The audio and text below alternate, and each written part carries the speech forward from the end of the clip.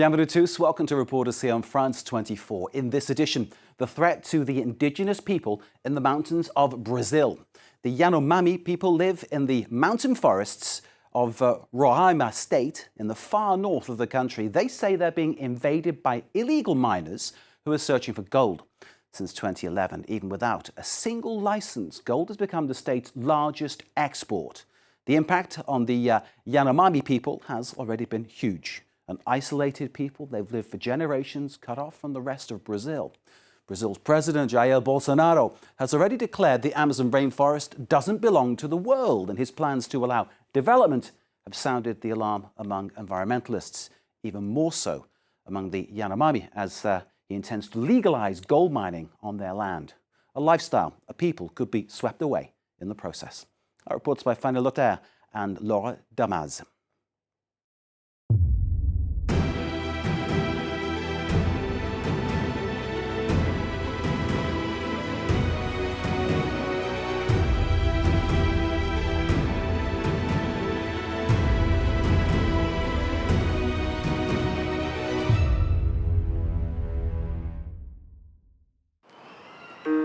Dozens of jewelry stores are stretched in a row along Gold Street in the center of Boa Vista, the capital of Roraima state.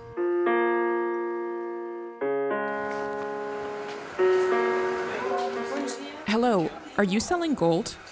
Yes, jewelry or pan gold.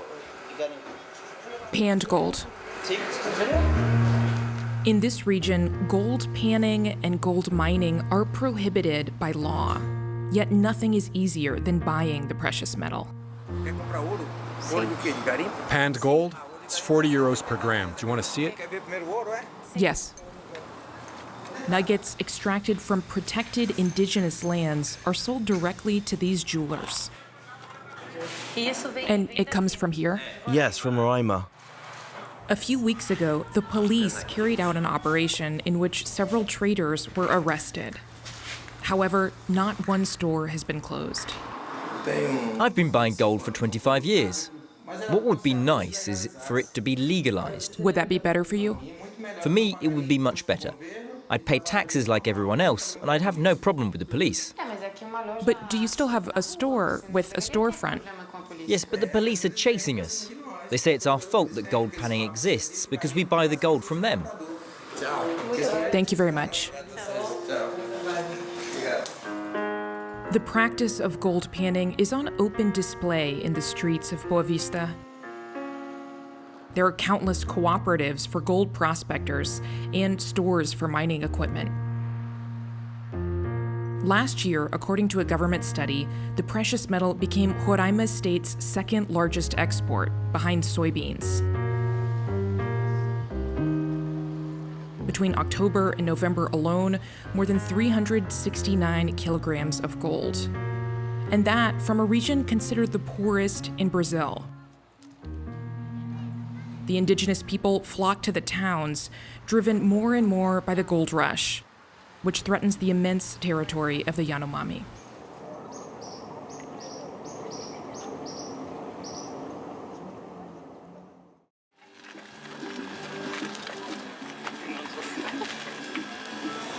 Mauricio Yaquana is looking forward to his trip. An indigenous activist, he's not returned to his village for 3 months. He's accompanied by Manuela and Jose Ignacio, 2 researchers from an NGO, on lands which stretch as far as Brazil's border with Venezuela. We flew for 2 hours over the Yanomami territory. At almost 10 million hectares, it's the largest indigenous reserve in the country. But on our way, in the middle of the forest, Look, these are gigantic craters dug by gold panners. What we just saw is the largest concentration of gold panning sites on Yanomami land. Jair Bolsonaro says today that our land is very rich. It is true, and we are proud of this wealth, but we just want its protection. If we extract from its basement, there will be consequences for the future. Mauricio Yaquana directs an association that defends Yanomami rights. He's been fighting against the gold prospectors for more than 10 years. He takes us to the Waikass region on the Hiu Mukajai, a river that was sacred to his ancestors. Under this water is the coveted gold. It was our ancestors who left us this gold as a legacy. The richness of the soil should not be taken. What is in our basement should not be touched. It was created to balance the earth. Through the thick forest, it's impossible to see the gold pinners in action. But as we continue, Look at the color of the water. They're higher up. We hear the engines. That used to be a small stream. Today, it's mud. the engines churn the cloudy, toxic mud into the water. There are small-scale gold miners everywhere. I thought there was no one left. Along the river, makeshift camps begin to appear. Many have been burned by the army, which has been operating in the region over the past few months. But the gold diggers are still here. Stop filming. Guiding journalists in the middle of enemy territory is dangerous. How many are you here? There are 6 of us. We live here. Does the site work? No, it no longer works. Okay, we just want to take some pictures. Against all expectations, these gold hunters let us pass without any problem.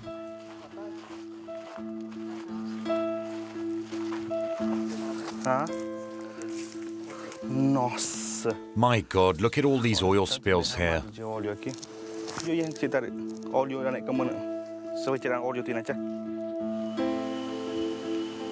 How is it that the gold miners are still there? Didn't the army remove them? They stopped working and went into hiding. They know the army is just passing by, so they come back right after operations. Work at the site is on pause now, but a few weeks ago it was working day and night. We call it the Big Armadillo. It's a crater. The gold is deep beneath the surface. To reach it, you need to dig holes more than 20 meters deep using machines. The gold nuggets are then filtered with water and mercury. I'm sad because before it was a lake. We used to eat the fish we caught here. And today we can't fish anymore. The crater is only increasing. Certainly there are releases of mercury here. There's no shortage of it.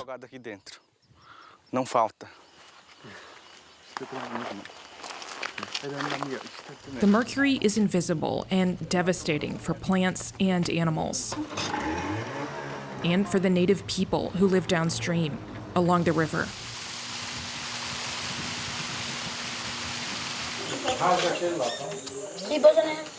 We will examine the little one. At the small Waikass Health Center, the nurses are on permanent alert. They treated 2 Yanomami families a few days ago.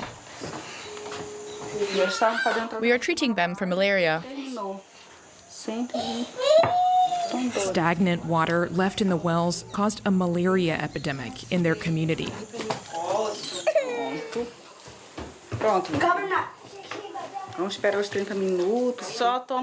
They bathe and drink the water from the river where the miners work. On his arm, you can clearly see his wounds. We'll put cream on it and let it sit for half an hour. The skin infection can be caused by water contaminated with mercury. To help Gisele and Claudette, a doctor comes once every 3 weeks. But there are still too few medicines. Here, there's no access to other water. We're treating them today, but we'll have to repeat the treatment in a few months. Again and again. There's nothing more we can do. In 2012, specialists carried out a study. They tested people's hair and they found a quantity of mercury well above the acceptable limit. Today it's worse, because gold mining is much more present now.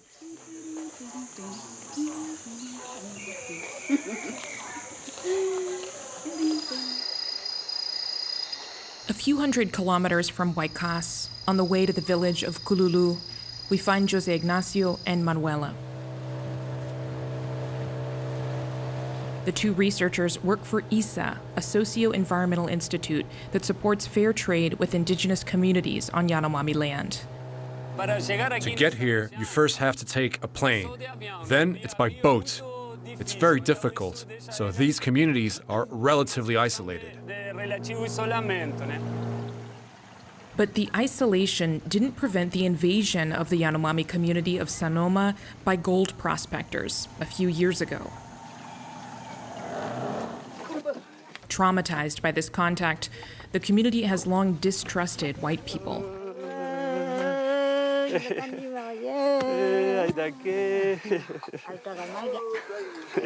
Manuela and José Ignacio are among the few foreigners who managed, little by little, to gain their trust. Today, the 16 surrounding villages have come to welcome them.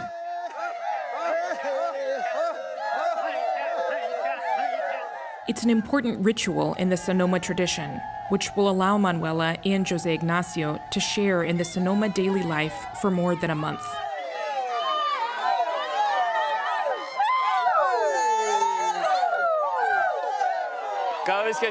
They always welcome us like that. It's their way of welcoming.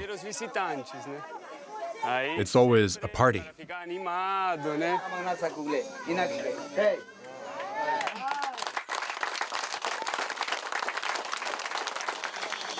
If the Sanoma have managed to escape the clutches of the gold panners, it is thanks to their forest and its riches, which have lived for millennia, preserved from Western temptations. Every day, these hunter-gatherers walk for miles. Marinaldo and his brothers continue ancestral traditions here. This mushroom is called Waikisano. We Sanoma people know that this mushroom is good. We do not forget the teachings of our spiritual leader. It's thanks to him that we know all about the mushrooms.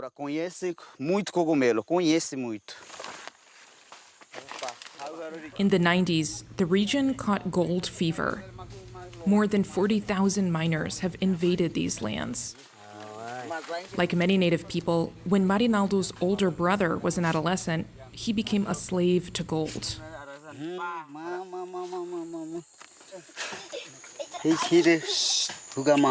I accompanied a miner named Carioca. He wanted to know if I could hunt deer, wild boar, and rodents. He asked me to go with him. I did, and I helped him extract gold. In exchange, he gave me food, but I worked for free. He only gave me a gun. We don't want gold panning. Gold brings problems. Today our gold is our mushrooms.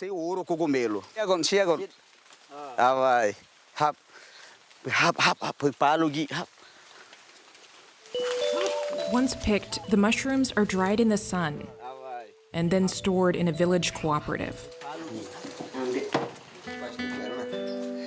Thanks to the NGO, they're sold on the internet and in chic restaurants around the world for around 300 euros per kilo. It's much less than the thousands of euros that a kilo of gold is worth. But for the native people, the trade their mushrooms bring is priceless. The Sanoma have organized a meeting and invited Mauricio Yacuana, the director of the association that defends the Yanomami territory. The gold diggers slept in our homes. We received them when they were sick. 2 days later, our children got sick too. There was no treatment, and we didn't even know it came from them. And because of them, our children are dead. 10 years ago, an entire neighboring village was wiped out by malaria. Gold means death to them. The threat returned last year. Last year, 2 gold panners stopped near here in another community, Hokolachimu. You must report this threat in your meetings in the capital and help the Sanoma people.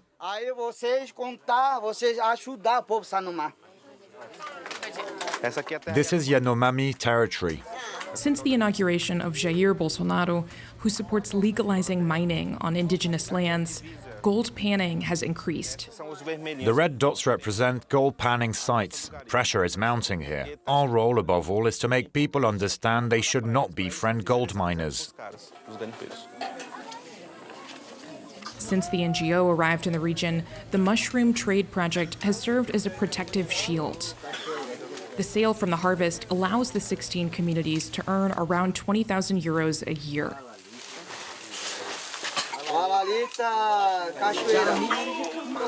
Money that's used to pay for basic necessities, like pots or knives.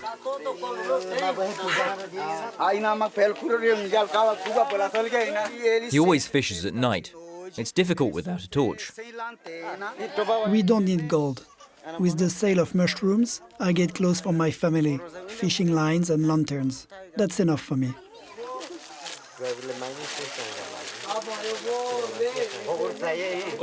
The positive aspect of the Mushroom Project is that it represents a fair redistribution of wealth. Everyone who picks up mushrooms can receive fair payment for their work. It's a forest product, and its harvest respects the forest and protects the health of the Sanoma people.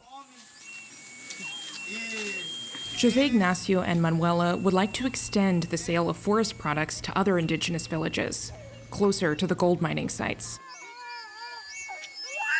It's a precious partnership for the Yanomami, who have no protection from the government against the gold miners.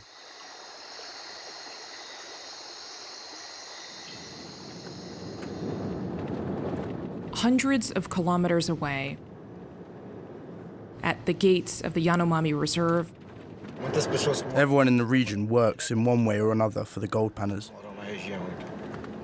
Antonio works for FUNAI, Brazil's government agency for protecting indigenous lands. The territory where we're traveling is surrounded by livestock farms, which often arrive with the gold panners. These properties that you see charge miners for use of their private roads to their little port. From there, the gold miners take food and materials on their boats and go up the river. Last year, due to the lack of funding, the 3 FUNAI bases intended for protecting riverbanks were closed. It left openings for gold seekers. But since then, thanks to the help of native people from the region,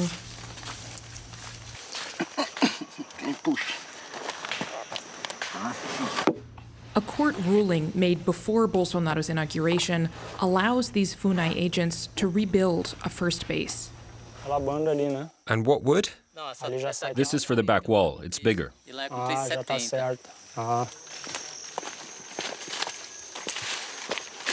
Here's the main house, which is almost finished. An office and the necessary equipment have already been installed. There's going to be other accommodation around here. We're going to house not just the FUNAI teams there, but also the Federal Police Security Forces, who come in for operations. Their role is to protect the region from contact with non-indigenous people, a task made far more difficult by Bolsonaro's government, which has appointed a new president of FUNAI who's close to the agriculture lobby. We prefer not to think about current politics. It's better to focus on what we can do here. It's a real responsibility.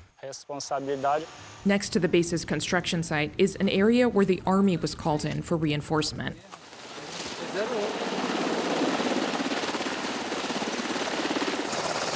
A patrol by Brazil's Jungle Infantry Battalion returns from a 3-day mission in the middle of the forest, with its haul. Here there are 80 grams of gold. It's equivalent to 1,800 euros. This is the scale they use to weigh gold.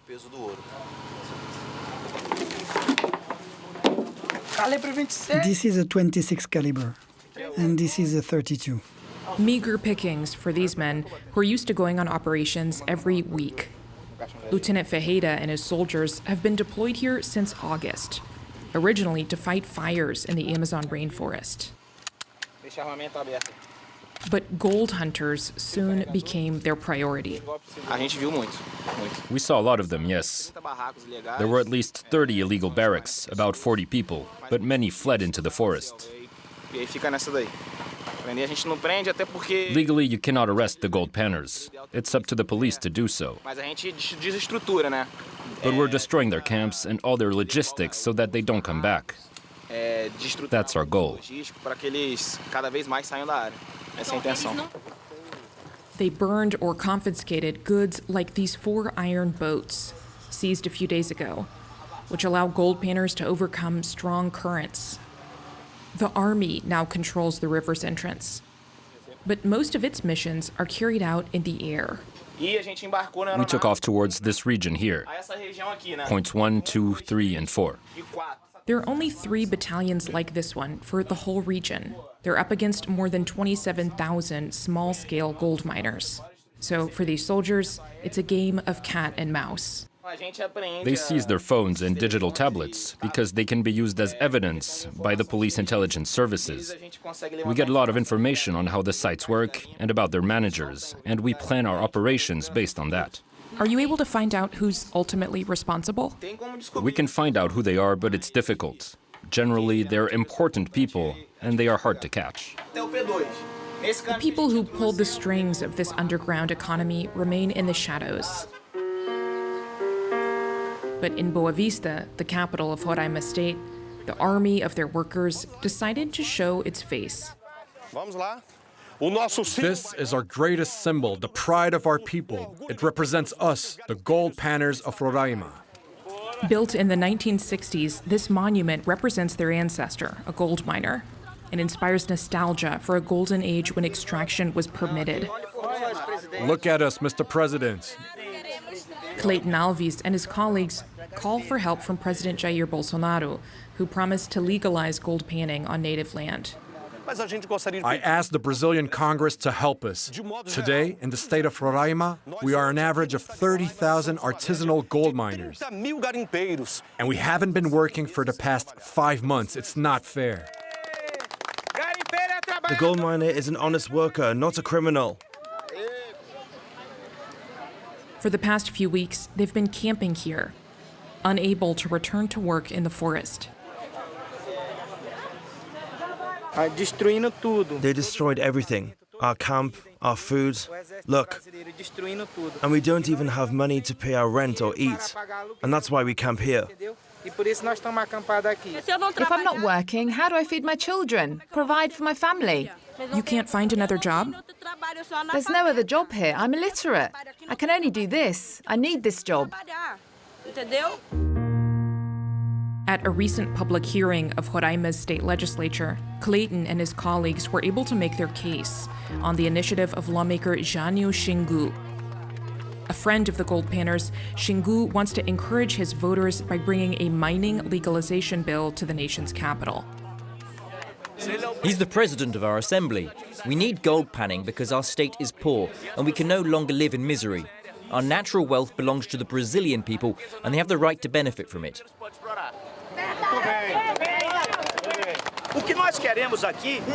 What we want here is to create a large cooperative to which any gold miner can belong. We want multinational companies to be able to set up here and use the soil, and let the gold miner pay taxes on the gold they extract. We live on rich land, but we're poor.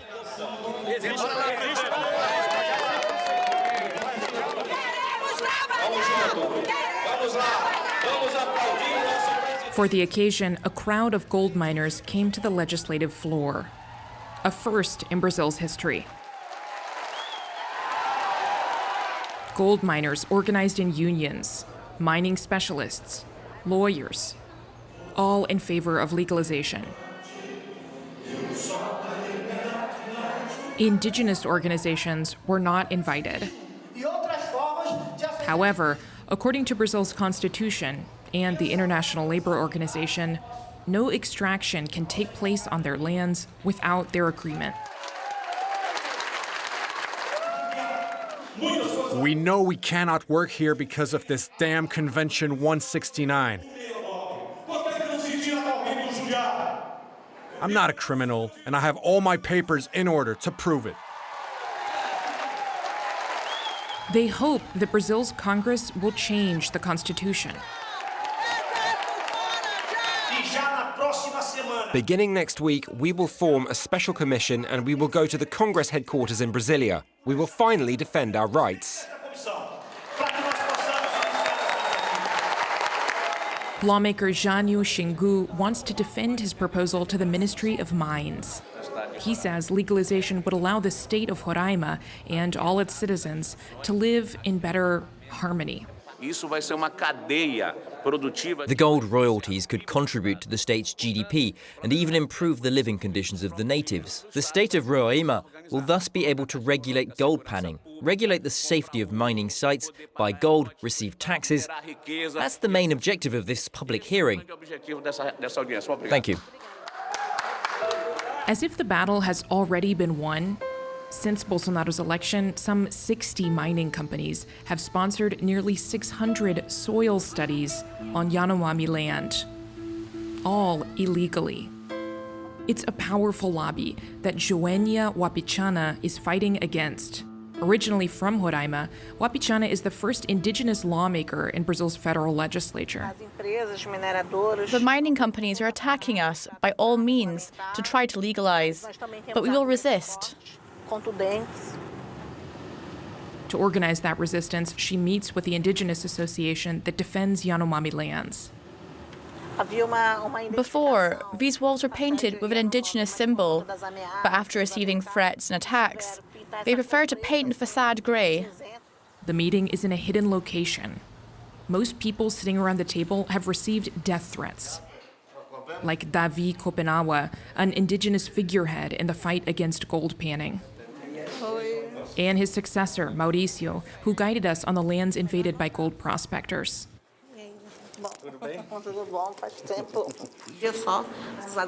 Today, with the support of Bolsonaro, proponents of gold mining are doing everything to convince the natives that they have everything to gain by supporting them. Some natives already support them. They will say, access to healthcare is not good. Is it not Indians? With mining, you will see. You will receive better care. All the rhetoric is that mining will be the solution to all the problems of the natives.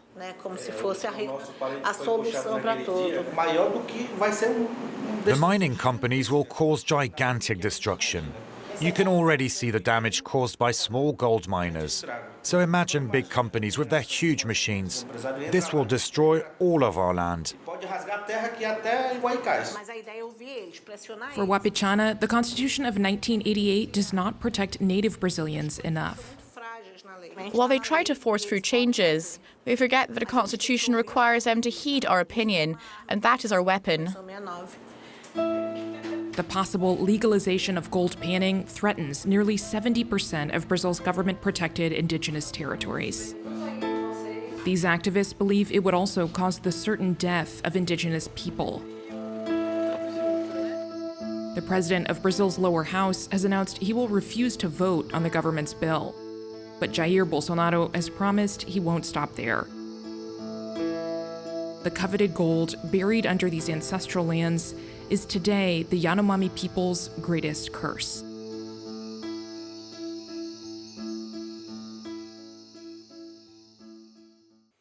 Our report was by Fanny Lothaire and Laura Demaz. See it again, of course, via our website, France24.com. Thank you for watching, and do stay with us here on France 24.